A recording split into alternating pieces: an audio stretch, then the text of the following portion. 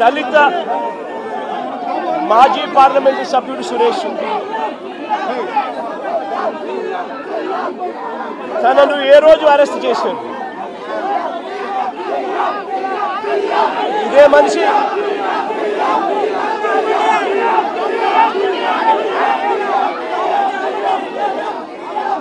నాలుగో తారీఖున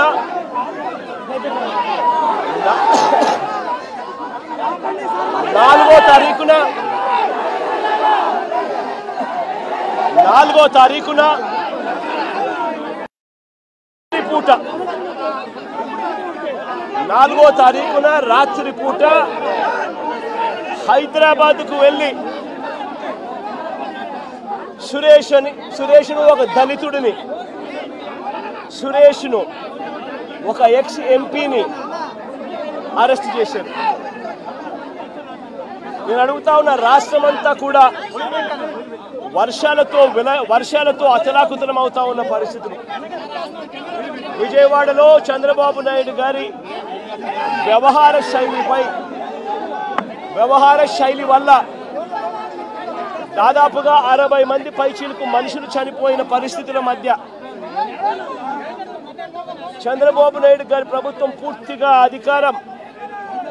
పూర్తిగా కూడా చంద్రబాబు నాయుడు గారి గవర్నమెంట్ అన్ని రకాలుగా ఫెయిల్ అయి మొట్టమొదటిసారిగా 60 మందికి పైగా చనిపోయిన పరిస్థితుల మధ్య విజయవాడ అంతా అతలాకుతలం అవుతా ఉంటే టాపిక్ డైవర్ట్ చేసేందుకు ఒక దళిత ఎంపీని 4వ తారీఖు రాత్రిని అరెస్ట్ చేస్తారు. విజయవాడ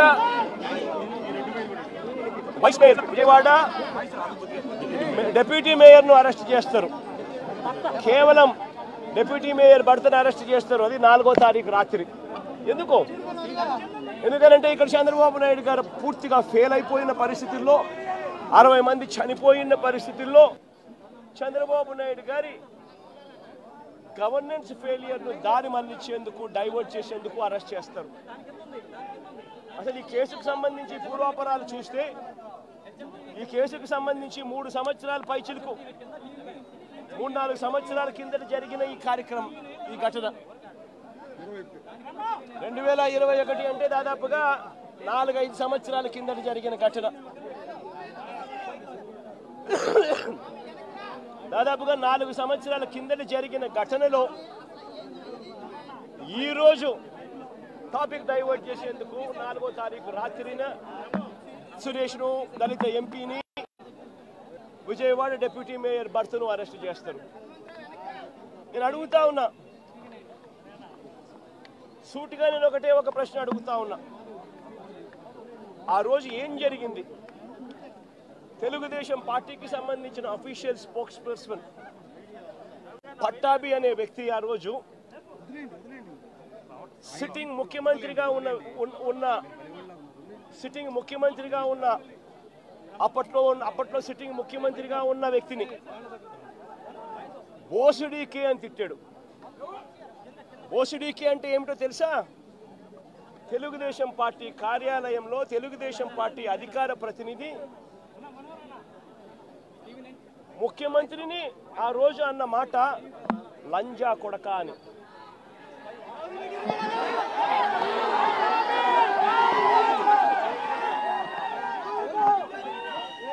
నిజంగా ఆ మాదిరిగా ఒక వ్యక్తి తిడితే రాష్ట్ర వ్యాప్తంగా ఆ ముఖ్యమంత్రిని ప్రేమించే వాళ్ళు, వైఎస్ఆర్ కాంగ్రెస్ పార్టీని అభిమానించే వాళ్ళు, రాష్ట్ర వ్యాప్తంగా ఉన్న వాళ్ళందరికీ కూడా కడుపు మండదా?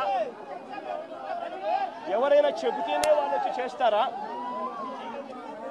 కడుపు మండిన వాళ్ళు, ఈ అన్యాయాన్ని చూడాలనుకునే వాళ్ళు, చూడకూడదు అని అనుకునే వాళ్ళు కొంతమంది తెలుగుదేశం పార్టీ ఆఫీస్ దగ్గరికి వెళ్ళి అటువైపు నుండి తెలుగుదేశం పార్టీ వాళ్ళు తప్పు చేసిందే కాక ధర్నా చేయడానికి వచ్చిన వాళ్ళ మీద దాడి చేయడానికి కూడా ప్రయత్నం చేశారు. ఆ దాడి జరిగిన పరిస్థితుల్లో, ఆ తోపులాటలో, ఆ తొక్కిసలాటలో తెలుగుదేశం పార్టీ ఆఫీసు మీద కొద్దో గొప్ప రాళ్ళు పడిండొచ్చు. నేను అడుగుతా ఉన్నా, ఆ జరిగిన ఘటనను ముఖ్యమంత్రిగా నన్ను అన్నా కూడా నేను చంద్రబాబు నాయుడు గారి మీద కక్ష సాధింపు చర్యతో వ్యవహరించాల. రాళ్ళు పడినాయి అని చెప్పి ఎప్పుడైతే తెలిసిందో వెంటనే అటువంటి ఆ ఘటనకు పోయిన వాళ్ళందరినీ కూడా ఎవరెవరు పోయారు అని చెప్పి ఆధారాలు చూసి అక్కడ ఉన్న సీసీ కెమెరాలో అక్కడున్న ఒక్కొక్క సెల్ ఫోన్ లొకేషన్స్ ఇవన్నీ ఆధారాల మేరకు చూసుకొని ఎవరెవరైతే పోయారో వాళ్ళందరినీ కూడా 41A ఇచ్చి వాళ్ళందరినీ కూడా అరెస్ట్ చూపించి కోర్టులో ప్రొడ్యూస్ చేయడం కూడా జరిగింది. ఎందుకంటే 7 ఏళ్ల లోపు ఉన్న కేసు ఇది. శిక్షా కాల పరిమితి 7 ఏళ్ల లోపు ఉన్న శిక్షా కాల పరిమితి ఉన్న కేసు ఇది. కాబట్టి దీంట్లో అరెస్ట్ చేయడం అన్నది it does not serve the purpose. కాబట్టి 41A ఇచ్చి కోర్టుకు హాజరుపరచడం కూడా జరిగింది. మన ఇంత నిబద్ధతతో ఆ రోజు మేము అడుగులు వేసాం. ఇంత నిబద్ధతతో ఆ రోజు నిబద్ధతతో అడుగులు వేసి వాళ్ళందరినీ కూడా హాజరుపరిచి 41A కింద వాళ్ళందరికీ కూడా నోటీసులు ఇచ్చి వాళ్ళందరినీ కూడా కోర్టుకు ప్రొడ్యూస్ చేశారు.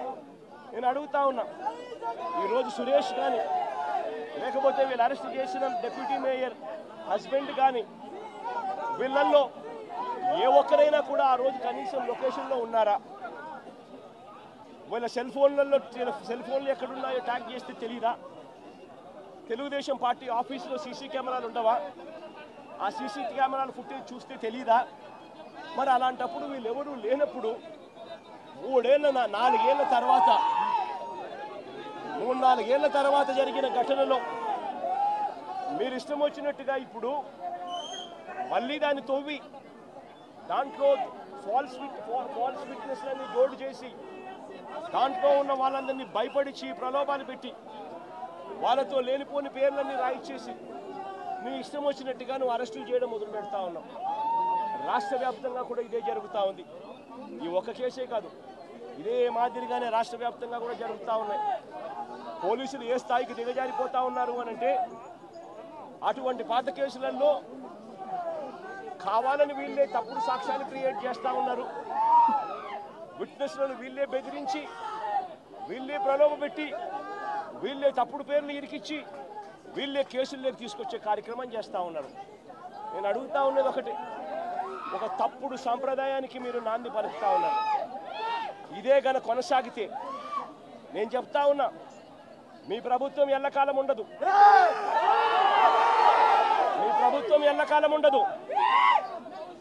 ఒక తప్పుడు సాంప్రదాయానికి మీరు బీజం వేస్తా ఉన్నారు. ఇదే తప్పుడు సాంప్రదాయం ఒక సునామీ అవుతుంది.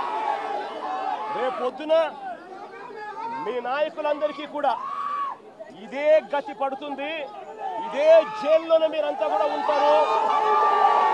ఇది కూడా గమనించుకోండి అని చెప్తా ఉన్నా.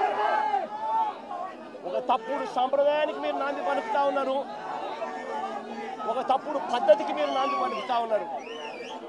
మార్పు తెచ్చుకోకపోతే మాత్రం రెడ్ బుక్లు మీరు ఒక్కరే పెట్టుకుంటారని చెప్పి మీరు అనుకుంటున్నారేమో. రెడ్ బుక్ పెట్టుకోవడం అన్నది చాలా సులభమైన పని. నేను మీ విలేకరు కృష్ణకి చెప్పి, కృష్ణ నువ్వు ఒక రెడ్ బుక్ మెయింటైన్ చేయంటే కృష్ణ కూడా మెయింటైన్ చేస్తాడు ఒక రెడ్ బుక్. నీ పేరేం పేరన్నా? రవికి చెప్పి, రవి నువ్వు ఒక రెడ్ బుక్ మెయింటైన్ చేయ రవి అని అంటే రవి కూడా మెయింటైన్ చేస్తాడు. అదే పెద్ద ఘనకార్యం కాదు, గొప్ప పని కాదు. ఆ తర్వాత రెడ్ బుక్లో పెట్టిన పేర్లన్నీ చూసుకొని వాళ్ళని ఇరికించడము, వాళ్ళ ఇళ్లను ధ్వంసం చేయడము, వాళ్ళ ఆస్తులను ధ్వంసం చేయడము, వాళ్ళ మీద దొంగ కేసులు పెట్టడము, ఇదే ఒక పరిపాలన కింద రాజ్యాధికారం చేయడం మొదలు పెడితే మాత్రం రాజ్యాధికారం ఎలా ఉంటుంది అంటే ఇప్పుడు చంద్రబాబు నాయుడు గారి పాలన ఎలా ఉందో అలా ఉంటుంది. చంద్రబాబు నాయుడు గారి ప్రభుత్వం వచ్చి 3-4 నెలలు కూడా కాయిపోలా. ఈ 3-4 నెలల్లో చంద్రబాబు నాయుడు గారి పరిపాలన ఎంత దారుణంగా ఉంది అని అంటే నిజంగా నాకు ఆశ్చర్యం కలిగించే విషయాలు కనిపిస్తాయి. ఇదే పెద్ద మనిషి చంద్రబాబు నాయుడు గారు ఎంత రెడ్ బుక్ పాలనలో నిమగ్నమై ఉన్నాడు అని అంటే, పరిపాలన ఎంత గాలికి వదిలేశాడు అని అంటే, ఇదే పెద్ద మనిషి చంద్రబాబు నాయుడుకు తుఫాను వస్తూ ఉంది అని సంకేతం తెలుసు. బుధవారం నాడే తుఫాను శుక్రవారం సాయంత్రం నుంచి తుఫాన్ రాబోతా ఉంది, భారీ స్థాయిలో వర్షాలు పడతాయి, అతి భారీ వర్షాలు కురుస్తాయి శుక్రవారం సాయంత్రం నుంచి అని తనకు అలర్ట్ వచ్చింది బుధవారం నాడే. చంద్రబాబు నాయుడు దగ్గర బుధవారము గురువారము శుక్రవారం మధ్యాహ్నం దాకా టైం ఉండేది. కానీ చంద్రబాబు నాయుడు గారు అనే వ్యక్తి ఎంతగా ఈ మనిషి రెడ్ బుక్ పాలన మీద ధ్యాస పెడతా ఉన్నాడో తప్ప ప్రజల మీద ప్రజల అగసాట్ల మీద ధ్యాస పెట్టడం లేదన్న దానికి ఇదే నిదర్శనం. 2.5 రోజు టైం ఉన్నా కూడా బుధవారము గురువారము శుక్రవారం మధ్యాహ్నం దాకా టైం ఉన్నా కూడా చంద్రబాబు నాయుడు గాలికి వదిలేసాడు ప్రజలను. తాను అదే రోజే బుధవారం రోజే అలర్ట్ వచ్చిన రోజే తాను రివ్యూ మీటింగ్ తీసుకొని ఉంటే డ్యాములన్నీ ఒకవైపున నిండి ఉన్నాయి అనే సంగతి తనకు తెలుసు. పై రాష్ట్రాల నుంచి మహారాష్ట్ర నుంచి కర్ణాటక నుంచి తెలంగాణ నుంచి నీళ్లు వస్తున్నాయని సంగతి తెలుసు. మాన్సూన్ వల్ల అటు పై రాష్ట్రాల నుంచి వరదలు వస్తూ ఉన్నాయనే సంగతి తెలుసు. మన రాష్ట్రంలో కూడా తుఫాన్ రాబోతా ఉంది అనే సంగతి కూడా తెలుసు. మరి అలాంటప్పుడు చంద్రబాబు నాయుడు ఏం చేయాలి? బుధవారం రోజు రివ్యూ తీసుకొని రెవెన్యూ సెక్రటరీని, చీఫ్ సెక్రటరీని, ఇరిగేషన్ సెక్రటరీని, హోమ్ సెక్రటరీని వీళ్ళందరినీ కూడా పిలిచే కార్యక్రమం చేయాలి. వీళ్ళందరితో రివ్యూ తీసుకుంటే వీళ్ళందరూ ఆ తర్వాత కలెక్టర్లతో వెళ్ళి కలెక్టర్లతో వీళ్ళంతా కూడా చేయాల్సిన పనులు చేస్తారు. ఇరిగేషన్ సెక్రటరీ ఉన్న డ్యాములను ఖాళీ చేయిస్తాడు. శ్రీశైలంలోను, నాగార్జున సాగర్లోను, పులిచింతల్లోను 3 డ్యాముల్లోనూ కనీసం ప్రతి డ్యామ్లోనూ ఒక 25-30 టీఎంసీలు తగ్గించుకుంటూ వచ్చి కనీసం ఒక 80-90 టీఎంసీలు మేరకు తగ్గించి ఈ 3 డ్యాముల్లో కలిపి ఒక ఫ్లడ్ కుషన్ మెయింటైన్ చేస్తాడు ఇరిగేషన్ సెక్రటరీ. దానివల్ల పైనుంచి వచ్చే నీళ్లను, ఇతర రాష్ట్రాల నుంచి వచ్చే నీళ్లను ఈ ఫ్లడ్ కుషన్ ఉంది కాబట్టి నీళ్లను అక్కడే ఆపిండొచ్చు. రెవెన్యూ సెక్రటరీ వెంటనే రిలీఫ్ క్యాంపులు ఏర్పాటు చేస్తాడు. ఆ రిలీఫ్ క్యాంపుల్లో ఏర్పాట్లు బాగున్నాయా లేదా, రిలీఫ్ క్యాంపులు ఎక్కడున్నాయి, ఎక్కడ పెట్టాలి, ఆ రిలీఫ్ క్యాంపుల్లో ఏర్పాట్లను పర్యవేక్షిస్తాడు రెవెన్యూ సెక్రటరీ. హోమ్ సెక్రటరీ లోతట్టు ప్రాంతంలో ఉన్న వాళ్ళందరికీ ఇన్ఫార్మ్ చేసి వాళ్ళందరికీ కూడా చెప్పి ఇలా తుఫాన్ రాబోతా ఉంది అని చెప్పి వాళ్ళందరినీ షిఫ్ట్ చేసే కార్యక్రమం హోమ్ సెక్రటరీ చేయిస్తాడు. మరి నేను అడుగుతా ఉన్నా, ఇదే పెద్ద మంచి చంద్రబాబు నాయుడు ఇవన్నీ చేశాడా అని అడుగుతా ఉన్నా. మరి ఇవన్నీ ఎందుకు చేయలేదు చంద్రబాబు అని అడుగుతా ఉన్నా. ఇవన్నీ చేయకపోవడం వల్ల ఫ్లడ్ కుషన్ ఏర్పాటు చేయకపోవడం వల్ల ఆ నీళ్లు పై నుంచి వచ్చే నీళ్లు, కింద పులిచింతల కింద దిగువన వచ్చే నీళ్లు, ఈ 2 నీళ్లు కలిసి ఒక ప్రళయంగా ఏర్పడి చివరికి బుడమేరును కూడా, కృష్ణానదికి పోవాల్సిన బుడమేరును కూడా తన ఇంటిని రక్షించుకునేందుకు బుడమేరులో కూడా అర్ధరాత్రి దాటిన తర్వాత ప్రజలకు నోటీసు ఇవ్వకుండా, ప్రజలకు సమాచారం ఇవ్వకుండా బుడమేరులో గేట్లను కూడా ఎత్తేసి విజయవాడలోకి వీళ్ళు పూర్తిగా పంపించడం జరిగింది.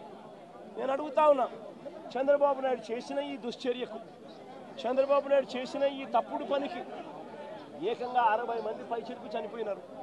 ఇంకా ఎక్కువ మంది చనిపోయి ఉండొచ్చు.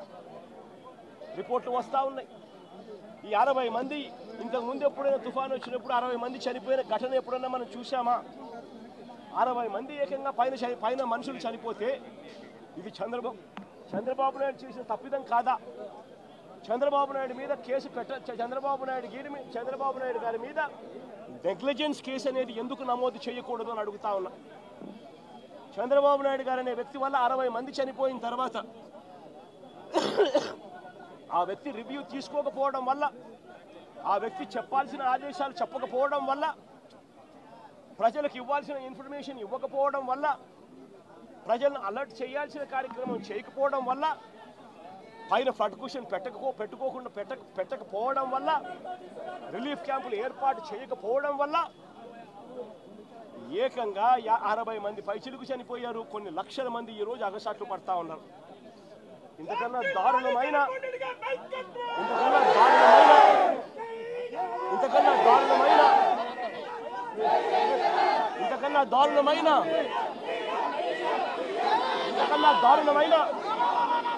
పరిపాలన ఎక్కడైనా ఉంటుందా అని అడుగుతా ఉన్నా. ఈ పెద్ద మనిషి ఈ నేరాన్ని కూడా, ఈ తప్పును కూడా డైవర్ట్ చేసేందుకు ఒకవైపున సురేష్ లాంటి ఎక్స్-ఎంపీని, విజయవాడ డిప్యూటీ మేయర్ భర్తను, ఇలాంటి వాళ్ళని టాపిక్ డైవర్ట్ చేసేందుకు 4వ తేదీ రాత్రే అరెస్ట్ చేయించే కార్యక్రమం చేస్తాడు. అంతటితో ఆగిపోకుండా ఇదే పెద్ద మనిషి ఓట్ల గురించి మాట్లాడతాడు. నిజంగా నాకు ఆశ్చర్యం అనిపిస్తుంది ఆ ఓట్ల గురించి మాట్లాడుతూ ఉన్నప్పుడు.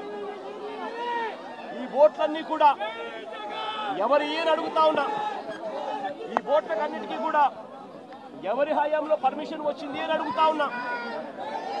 ఈ ఓట్లన్నీ కూడా ఎవరి ప్రభుత్వం వచ్చిన తర్వాత 3-4 నెలల కిందట ప్రభుత్వం చంద్రబాబు నాయుడు గారిది వస్తే ఆ విజయోత్సవాలు చేసిన ర్యాలీలో ఈ ఓట్లు వీళ్ళు లేరా అని అడుగుతా ఉన్నా.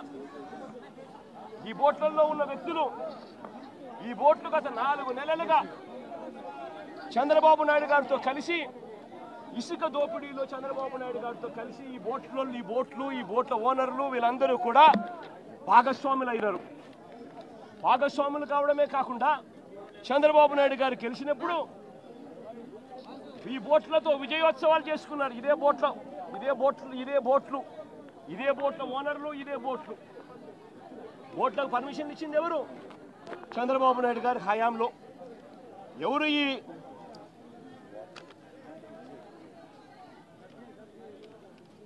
ఈ ఊషాద్రి అనే మనిషి ఎవరు? చంద్రబాబు నాయుడు గారితోనూ లోకేష్తోనూ ఇద్దరితోనూ కలిసి దిగిన ఫోటోలు కనిపిస్తూ ఉన్నాయి. తెలుగుదేశం పార్టీలో క్రియాశీలకంగా వ్యవహరించిన పరిస్థితులు కనపడతా ఉన్నాయి. రామ్మోహన్ అనే మనిషి ఎవరు? ఆయన టీడీపీ ఎన్ఆర్ఐ నేత జయరాం అనే వ్యక్తి సోదరుడి కుమారుడు కాదా అని అడుగుతా ఉన్నా. టీడీపీ హయాంలోనే ఈ ఓట్లకు అనుమతులన్నీ ఇచ్చారు.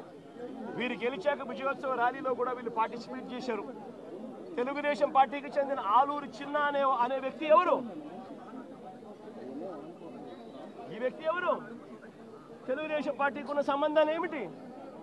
ఇంతమంది బోట్ ఓనర్లు, బోట్లు అన్నీ కూడా తెలుగుదేశం పార్టీ వారియే కనిపిస్తూ ఉంటే ఈ బోట్లు వరద కారణంగా ఈ బోట్లన్నీ కూడా ప్రకాశం బ్యారేజ్కు కొట్టుకొని వస్తే ఆ కొట్టుకొని వచ్చిన దాన్ని రాజకీయం చేయాలని వాస్తవాలను వక్రీకరించి ఆయన 60 మందిని నిర్దాక్షిణ్యంగా చంపేసి ఇన్ని లక్షల మందిని తాను ఇబ్బంది పాలు పెట్టాడు అన్న మాటను మర్చిపోయేట్టుగా చేయాలని, డైవర్ట్ చేయాలి అని తాను వక్ర భాష్యం చూపిస్తూ వేలు ప్రతిపక్షం వైపు ఎత్తి చూపిస్తారు. నేను అడుగుతా ఉన్న చంద్రబాబును, అయ్యా దాదాపుగా మీ ప్రభుత్వం వచ్చి 3-4 నెలలు అవుతా ఉందయ్యా. 3-4 నెలల నుంచి మీ ప్రభుత్వం ఉంది. 3-4 నెలల నుంచి ఉన్న మీ ప్రభుత్వంలో ఏదైనా జరిగితే ఓనర్షిప్ తీసుకోవాల్సింది మీరు, ప్రజలకు క్షమాపణ చెప్పాల్సింది మీరు, ప్రజలకు తోడుగా నిలబడాల్సింది మీరు. అలాంటిది మీరు వక్ర భాష్యం చూపిస్తూ నేరాన్ని ఇంకొకరి మీద నెట్టి చూపించాలి అని చెప్పి మీ దుర్మార్గపు బుద్ధి నిజంగా ఎంతటి దారుణంగా ఉంది అని చెప్పడానికి ఇది కూడా ఒక నిదర్శనం. నిజంగా ఇదే పెద్ద మనిషి చంద్రబాబు నాయుడు గారు,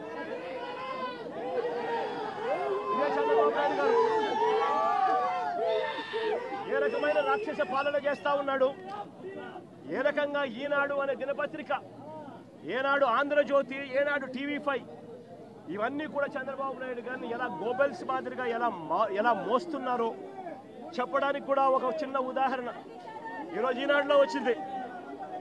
ఏమొచ్చింది? రెయిన్ గేజ్ మీటర్లు చెడిపోయాయంట. రెయిన్ గేజ్ మీటర్లు చెడిపోయాయి ఈనాడులో ఈరోజు కింద పాటలో ఫ్రంట్ పేజీలో స్టోరీ. కాబట్టి చంద్రబాబు నాయుడు గారికి వర్షం ఎంత పడుతుందో తెలియడం లేదంట.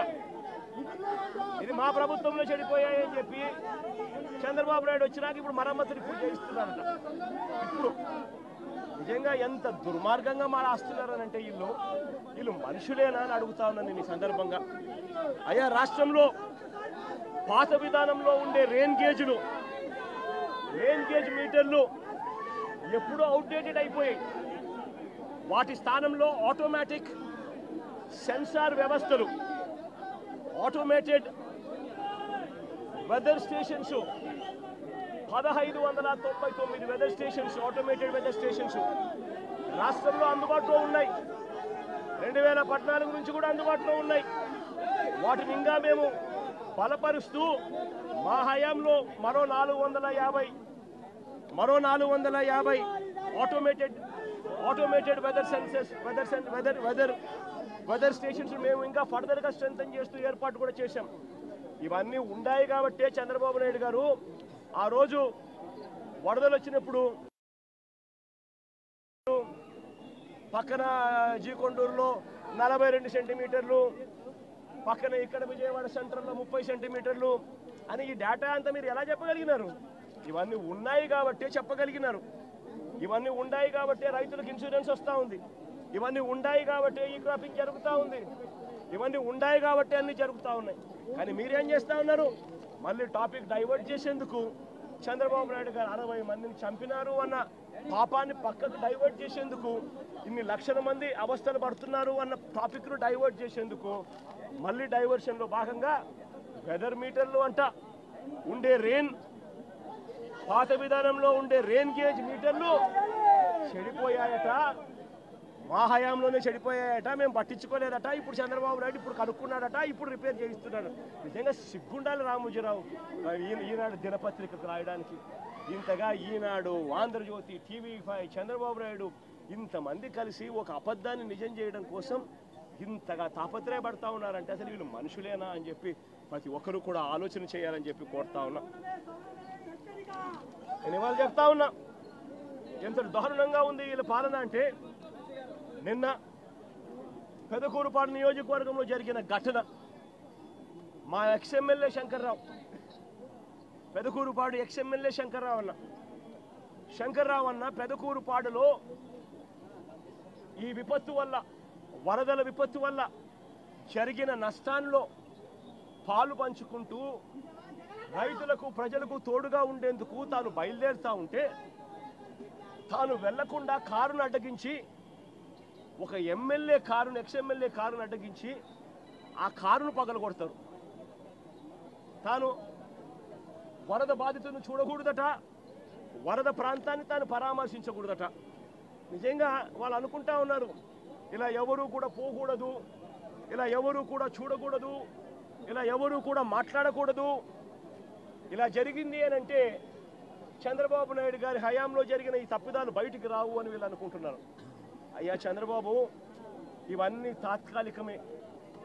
నష్టం జరిగింది ప్రజలకు, కష్టం వచ్చింది ప్రజలకు, దెబ్బ తగిలింది ప్రజలకు, నొప్పి కలిగేది ప్రజలకు. ఆ ప్రజలు చంద్రబాబు నాయుడు చేస్తా ఉన్న ఈ తప్పులను ఒకదానికి ఒకటి యాడ్ చేసుకుంటూ పోతా ఉన్నారు. యాడ్ చేసుకుంటూ పోయి శిశుపాలని పాపాల మాదిరిగా మీ 100 తప్పులు కూడా వేగంగా ముందుకు పడతా ఉన్నాయి అడుగులు. మీరు భూస్థాపితమైపోయే రోజులు కూడా త్వరలోనే వస్తూ ఉన్నాయి. మీరు మీ పార్టీని కూడా గుర్తుపెట్టుకోమని కోరుతా ఉన్నా. ఇక్కడ నుంచి సామిరెడ్డి అని ఇదే పెదకూరుపాడు నియోజకవర్గానికి సంబంధించిన మరో నాయకుడు సామిరెడ్డి విషయంలో పరామర్శించడానికి పోతా ఉన్నా.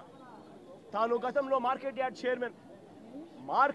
చైర్మన్గా చేసిన వ్యక్తిని కారు అడ్డగించి, కారు ఆపి తన కాళ్ళు తన చేతులు రెండూ కూడా రాడ్లతో కొట్టి చనిపోయాడు అని చెప్పి తనను వదిలేసి వెళ్ళిపోయిన ఘటనలో తనను పరామర్శించడానికి పోతా ఉన్నా. నిజంగా ఏం జరుగుతూ ఉంది? టాపిక్లన్నీ కూడా ఎవరు కూడా జెండా పట్టుకోకూడదు, ప్రజలెవరూ నిలదీయకూడదు. చంద్రబాబు నాయుడు గారు అనే వ్యక్తి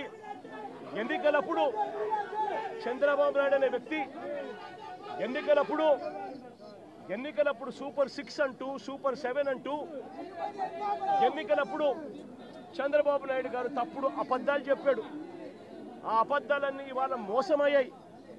మోసంలో నుంచి ప్రజలు ఈరోజు కోపం, ప్రజలకు ఈరోజు ఆ మోసం నుంచి ప్రజలు కోపంతో ఈరోజు బయటికి రోడ్ల మీదకి రాకూడదు అని వైఎస్ఆర్సీపీ శ్రేణులు రోడ్ల మీదకి ప్రజలకు మద్దతు తెలుపుతూ రాకూడదు అని ఈ మాదిరిగా ఒక దుర్మార్గపు అగాత్యాల పాలన చేస్తూ ఉన్నారు.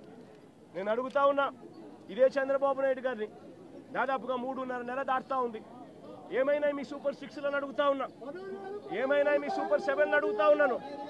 ఇదే పెద్ద మనిషి చంద్రబాబు నాయుడు గారు ఇదే జగన్ ముఖ్యమంత్రిగా ఉండింటే, వైఎస్ఆర్సీపీ ప్రభుత్వం ఈ పాటికే ఉండింటే రైతులందరికీ కూడా ఈ పాటికి రైతు భరోసా సొమ్ముబడి ఉండేది, రైతులందరికీ కూడా ఉచితంగా ఇన్సూరెన్స్ అందుండేది, రైతులందరికీ కూడా. ఎందుకు ఈ విపత్తులు వచ్చాయి? ఈ విపత్తులు వచ్చి ఇంత పంట నష్టం జరుగుతూ ఉంది. ఎక్కడన్నా ఒక్క గ్రామ సచివాలయంలో కానీ కనీసం వీళ్ళంతా కానీ ఆ గ్రామ సచివాలయంలో లిస్టులు పెట్టి సోషల్ ఆడిట్ చేసి ఎవరికైనా ఇంకా మిగిలిపోయి ఉన్నారా, అందరి వచ్చినాయా, అన్ని ఊర్లు నమోదైనాయా అని చెప్పి చూసే కార్యక్రమం కనీసం జరుగుతూ ఉందా లేదా అని అడుగుతా ఉన్నా. సోషల్ ఆడిట్లు గాలికి ఎగిరిపోయాయి. గ్రామ సచివాలయంలో పారదర్శకంగా లిస్టులు పెట్టే కార్యక్రమం గాలికి ఎగిరిపోయింది. రాని వాళ్ళు ఎవరైనా కూడా నమోదు చేసుకోండి అని అడిగే ప్రక్రియ గాలికి ఎగిరిపోయింది. ఈరోజు గవర్నెన్స్లో రైతులకు పెట్టుబడి సహాయం లేదు, రైతులకు ఫ్రీ ఉచిత ఇన్సూరెన్స్ లేదు, రైతులకు ఈ క్రాప్ లేదు. ఇలాంటి కెలామిటీ వస్తే, ఇలాంటి విపత్తు వస్తే కనీసం రైతులను పారదర్శకంగా ఆదుకునే కార్యక్రమం కూడా లేదు. ఈరోజు నిజంగా ఆరోగ్యశ్రీ పరిస్థితి చూస్తే జనవరి నుంచి మామూలుగా జనవరిలో ఏదైనా హాస్పిటల్స్ బిల్స్ వస్తే ఫిబ్రవరిలో ఆరోగ్యశ్రీ ట్రస్ట్ ప్రాసెస్ చేసి మార్చిలో బిల్స్ ఇస్తారు. మార్చి 16న కోడ్ వచ్చింది. ఇక అంతే. జనవరి నుంచి ఇప్పటిదాకా 2000 కోట్లు పైచిరుకు దాటాయి Aarogyasri network bill hospitals bill. ఇంతవరకు ఇచ్చిన పాపాల పోల. ఆరోగ్య ఆసరా అటకెక్కిచ్చేశారు. 104, 108 మన ఎంప్లాయీస్కి సంబంధించి మొన్న అడుగుతూ ఉంటే సార్ ఈ ప్రభుత్వం వచ్చిన తర్వాత మాకు జీతాలు లేదు సార్ అని చెప్తా ఉన్నారు. ఈరోజు మెడికల్ కాలేజీలు 17 కొత్త మెడికల్ కాలేజీలు వైఎస్ఆర్సీపీ ప్రభుత్వం కట్టడం మొదలుపెట్టి అందులో 5 అప్పటికే పూర్తి చేసేసి ఆ 5 కాలేజీల్లో సీట్లు కూడా తెచ్చుకొని మిగిలిన ఇంకొక 5 కాలేజీలకు కూడా ఇప్పుడు సీట్లు తెచ్చుకునే దానికోసం అన్ని వసతులు క్రియేట్ చేసి పెడితే చంద్రబాబు నాయుడు ఏం చేస్తూ ఉన్నాడు? డబ్బుల కోసం మెడికల్ కాలేజీలు స్కాముల కింద మార్చేసి తనకు కావాల్సిన వాళ్ళ కోసం మెడికల్ కాలేజీలు అవ్వేసే కార్యక్రమం చేస్తూ ఉన్నాడు. 0 వేకెన్సీ పాలసీ తీసుకొచ్చి ప్రతి మెడికల్ కాలేజీలోనూ ప్రతి గవర్నమెంట్ హాస్పిటల్లోనూ ఉండాల్సిన డాక్టర్లు ఉండేట్టుగా, ఉండాల్సిన నర్సులు ఉండేట్టుగా 0 వేకెన్సీ పాలసీ మేము తీసుకొని వస్తే ఈరోజు మళ్ళీ హాస్పిటళ్లలో మందుల కొరత, హాస్పిటళ్లలో నాడు నేడు ఆగిపోయింది, హాస్పిటళ్లలో డాక్టర్ల కొరత, హాస్పిటళ్లలో నర్సుల కొరత, ఆరోగ్యశ్రీ బిల్లులు ఇచ్చే కార్యక్రమం లేదు. ఈరోజు పిల్లలకు సంబంధించి జనవరి నుంచి ఫిబ్రవరి మార్చికి సంబంధించిన క్వార్టర్కు సంబంధించిన విద్యా దీవెన సొమ్ము మామూలుగా మేలో ఇవ్వాలి. తన ప్రభుత్వం వచ్చింది జూన్లో వెంటనే అది ఇచ్చేయాలి. ఇంతకుముందు కోడ్ అనుకుంటే కోడ్ తర్వాత వచ్చిన తర్వాత ఇవ్వాలి. ఈరోజు జనవరి ఫిబ్రవరి మార్చికి సంబంధించిన క్వార్టర్ పెండింగ్, ఏప్రిల్ మే జూన్కు సంబంధించిన quarter pending, July August September కూడా క్వార్టర్కు సంబంధించి 3 క్వార్టర్లకు సంబంధించిన విద్యా దీవెన సొమ్ము పెండింగ్. అదే వైఎస్ఆర్సీపీ ప్రభుత్వం ఉన్నప్పుడు, మా ప్రభుత్వం ఉన్నప్పుడు ప్రతి 3 నెలలకు ఒకసారి, 3 నెలలు అయిపోయిన వెంటనే విద్యా దీవెన సొమ్ము ప్రతి అమ్మ ఖాతాలోనూ, ఆ పిల్లాడి ఖాతాలోనూ, ఆ పాప ఖాతాల్లోనూ, 2 జాయింట్ అకౌంట్లలో నేరుగా పడిపోయింది. ఈరోజు విద్యా దీవెన 3 క్వార్టర్లకు సంబంధించి బిల్స్ పెండింగ్ ఉన్నా పట్టించుకునే నాతుడు లేడు. వసతి దీవెన ఇవ్వాల్సింది ఇవ్వకుండా అది కూడా ఎగరగొ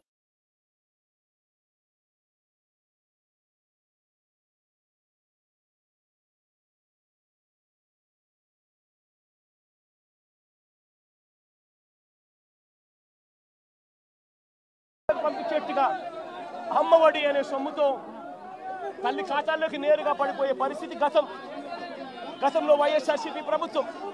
అమ్మఒడి గాలికి ఎదలేశారు. గోరుముద్దలో రోజుకొక మెనూ పెడుతూ పిల్లలను అల్లారు ముద్దుగా చూసుకుంటా ఉన్న వాళ్ళ మేనమావ ప్రభుత్వం వైఎస్ఆర్సీపీ ప్రభుత్వం అయితే, ఈరోజు చంద్రబాబు నాయుడు గారి ప్రభుత్వంలో పిల్లలు ఇవాళ తిండి తినలేక పిల్లలు ధర్నాలు చేస్తూ హాస్పిటల్లోకి ఇవాళ చేరుతా ఉన్న పరిస్థితులు ఈరోజు కనిపిస్తూ ఉన్నాయి. బడులలో ఇంగ్లీష్ మీడియం గాలి కొదిలేశారు. టోఫుల్ అన్నది 3వ తరగతి నుంచి పీరియడ్గా పిల్లలకు పెడుతూ ఇంగ్లీష్లో తర్ఫీదిచ్చే కార్యక్రమం వైఎస్ఆర్సీపీ ప్రభుత్వం చేస్తూ ఉంటే ఈరోజు టోఫుల్ క్లాసులను పూర్తిగా ఎత్తేసినారు. నిజంగా నేను ఆశ్చర్యం కలుగుతూ ఉంది. గవర్నెన్స్ విషయంలో అదే వైఎస్ఆర్సీపీ ప్రభుత్వం ఉన్నప్పుడు, అదే వాళ్ళ జగనన్న ప్రభుత్వం ఉన్నప్పుడు ఆ పేదల జగనన్న ప్రభుత్వం ఉన్నప్పుడు ప్రతి పథకము డోర్ డెలివరీ జరిగేది, పెన్షన్ ఇంటికే వచ్చేది, రేషన్ ఇంటికే వచ్చేది. ఈరోజు పెన్షన్ గాలి కొదిలేసినారు, జన్మభూమి కమిటీల చుట్టూ తిరగాల్సి వస్తూ ఉంది. ఈరోజు రేషన్ అన్నది ఇంటికి రావడం అన్నది కథ దేవుడెరుగు, వస్తే చాలన్నట్టుగా తయారైపోయింది. ఇంటి వద్దకే వచ్చే వాలంటీర్ల వ్యవస్థ కుప్పకూలిపోయింది. వాలంటీర్లను మోసం చేసినారు. సచివాలయ సిబ్బందిని కూడా ఇష్టం వచ్చినట్టుగా వాళ్ళను అక్కడికి ఇక్కడికి సచివాలయ వ్యవస్థను నిర్వీర్యం చేసేందుకు అక్కడికి ఇక్కడికి ట్రాన్స్ఫర్ ఆర్డర్లతో చేసేసి సచివాలయ వ్యవస్థను కూడా కుప్పకూల్చారు. గవర్నెన్స్ లేదు, డోర్ డెలివరీ లేదు, స్కూళ్ళు బాగలేవు, స్కూల్ పిల్లలకు ఇచ్చాల్సిన విద్యా దీవెన, వసతి దీవెన, అమ్మఒడి ఇవన్నీ కూడా ఆగిపోయాయి. హాస్పిటల్స్ బాగలేవు, రైతుల పరిస్థితి బాగలేదు. ఇక సూపర్ 6, సూపర్ 7 గురించి మాట్లాడాల్సి వస్తే వాటి గురించి ఏమైనా చంద్రబాబు అని అంటే ఇదే పెద్ద మనిషి చంద్రబాబు నాయుడు నోట్లో నుంచి వచ్చే మాటలు ఏమిటి? సూపర్ 6 అంటే ఏమిటి నాకు గుర్తులేదే. సూపర్ 6 సూపర్ 7 ఇవా రాష్ట్రంలో అని ఇవాళ అంటా ఉన్నాను. ఇవాళ నిజంగా ఇదే పెద్ద మనిషి చంద్రబాబు నాయుడు అడుగుతాను, ఎన్నికలప్పుడు పెద్ద మనిషి చంద్రబాబు నాయుడు గారు అన్న మాటలు ఏమిటి? ఎన్నికలప్పుడు పెద్ద మనిషి చంద్రబాబు నాయుడు గారు ప్రతి ఎమ్మెల్యే అభ్యర్థిని ఇంటికి పంపించి డోర్ టు డోర్ క్యాంపెయిన్ చేస్తూ అన్న మాటలు ఏమిటి? పిల్లాడు కనపడితే చాలు నీకు 15,000, నీకు 15,000, నీకు 15,000, నీకు 15,000 సంతోషం.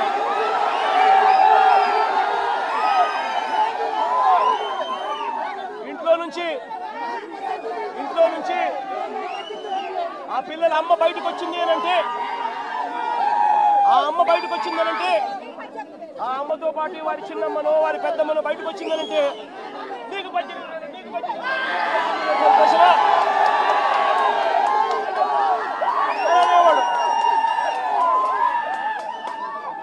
ఇంట్లో నుంచి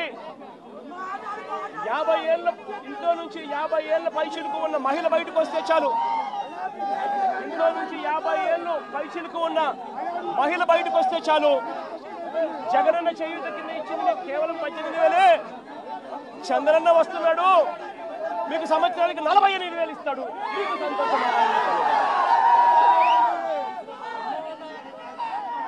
ఇదే చేద్దాం చంద్రబాబు నాయుడు. ఇంట్లో నుంచి ఒక 20 ఏళ్ళ పిల్లాడు బయటకు వస్తే చాలు, చంద్రన్న వస్తున్నాడు, నీకు నెలకు 3,000 సంతోషమా నీకు అని అనేవాడు. ఇంట్లో నుంచి కండువా వేసుకొని రైతు బయటకు వస్తే నీకు 20,000 సంతోషమా?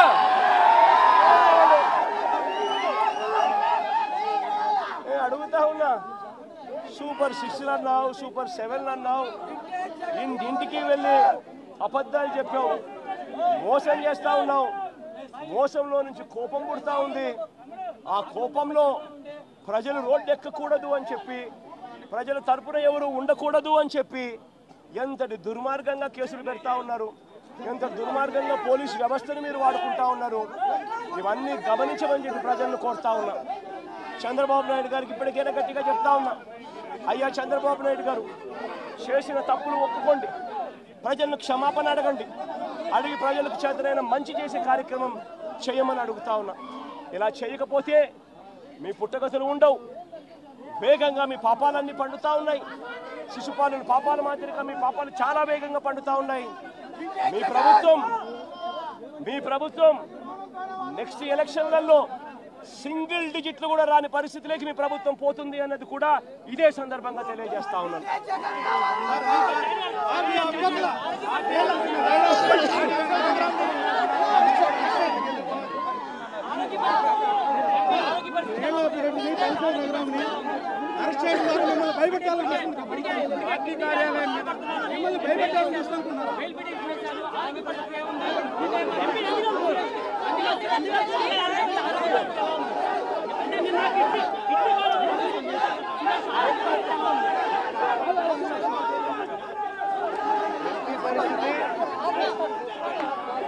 ఆరోగ్యపరంగా నేను అడగలేదు,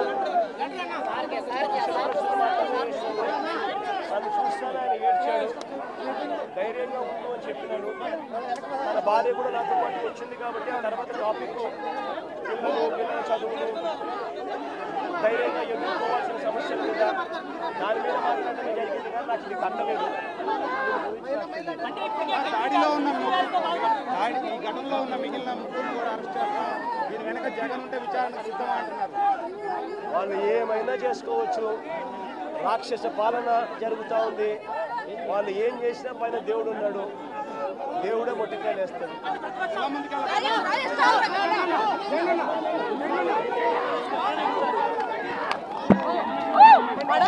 మేడం